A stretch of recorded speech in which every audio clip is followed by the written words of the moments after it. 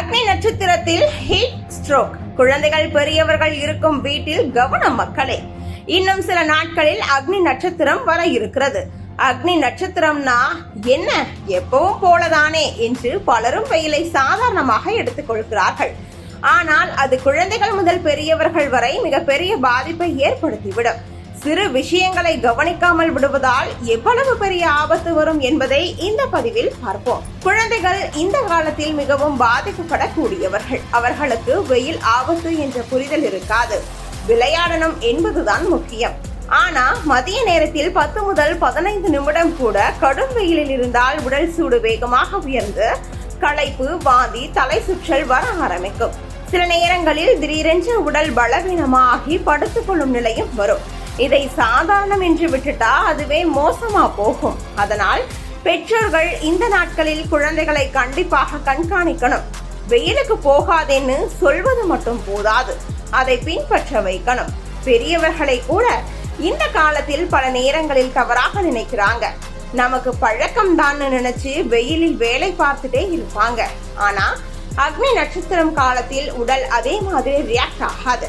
தண்ணீர் குடிக்காமல் நீண்ட நேரம் இருந்தா உடல் உள்ளே வெப்பம் அதிகரிச்சு திடீர்னு தலை சுற்றி விழும் நிலையும் வரலாம். இதுதான் ஹீட் ஸ்ட்ரோக். இது சாதாரண சோர்வு இல்ல.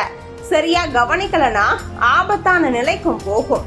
இந்த நேரத்தில் கவனிக்க வேண்டிய சில விஷயங்கள் ரொம்ப முக்கியம். தாகம் வந்த பிறகுதான் தண்ணீர் குடிக்கணும் என்ற பழக்கம் இந்த காலத்தில் மிகப்பெரிய தவறு. உடம்பு கேட்கும் முன்பே நீங்கள் குடிக்கணும்.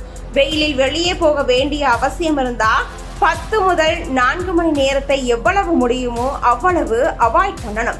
லைட் கலர், காற்றோட்டம் உள்ள உடைகள் அணியணும். இது ஸ்டைல் விஷயம் இல்ல, உடலை காப்பது.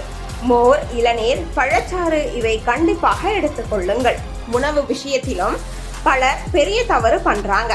கோடையில் கூட ஸ்பைசி, ஆயிலி ஃபுட் சாப்பிடுறது பாடி ஹீட்டை டபுள் பண்ணும். இதனால் உள்ள வெப்பம் அதிகரித்து சோர்வு, வயிற்று பிரச்சனைகள் வர வாய்ப்பு அதிகம். அதற்கு பதிலா லைட், நீர் சத்து நிறைந்த உணவுகள் எடுத்துக்கிட்டா உடல் குளிர்ச்சியாக இருக்கும். இது எல்லாம் டிப்ஸ் மாதிரி தோன்றலாம், ஆனால் உண்மையில் இது ஒரு வார்னிங். அக்னி நட்சத்திரம் காலம் உடலை சோதிக்கும். நீங்க அதை லைட்டா எடுத்துக்கிட்டீங்கன்னா அது உங்களை லைட்டா விடாது. இந்த காலத்தில் சோர்வு, தலை சுற்றல், உடல் சூடு, அதிகம் வியர்வை, சரியில்லாம இருக்குது மாதிரி ஏதாவது ஃபீல் ஆயிட்டா அதை இக்னோர் பண்ணாதீங்க. உடனே ஓய்வு எடுத்து தண்ணீர் குடிச்சு உடலை கூல் பண்ணணும். சின்ன கவனம் இல்லாததால பெரிய பிரச்சனை வரக்கூடிய நாட்கள் இது. ஆனா சரியான கேர் எடுத்துக்கிட்டீங்கன்னா இந்த கடும் வெயிலும் உங்களை எதுவும் செய்ய முடியாது. அக்னி நட்சத்திரம் காலத்தில் எதுவும் ஆகாதுன்னு நினைப்பதுதான் பெரிய தவறு. தாகம், சோர்வு, தலை சுற்றல் ஆல் வார்னிங் சைன்ஸ். அதை இக்னோர் பண்ணினா உடல் திடீர்னு டவுன் ஆகிடும். குறிப்பாக குழந்தைகள், பெரியவர்கள் சீக்கிரம் பாதிக்கப்படுவாங்க. அதனால் இந்த நாட்களில் ஸ்பீட் குறைத்து தண்ணீர் அதிகமா குடித்து உடல் சொல்றதை கேட்டு நடந்தாதான் சேஃப். சிறிய கவனம் தான் பெரிய பிரச்சனையை தவிர்க்கும்.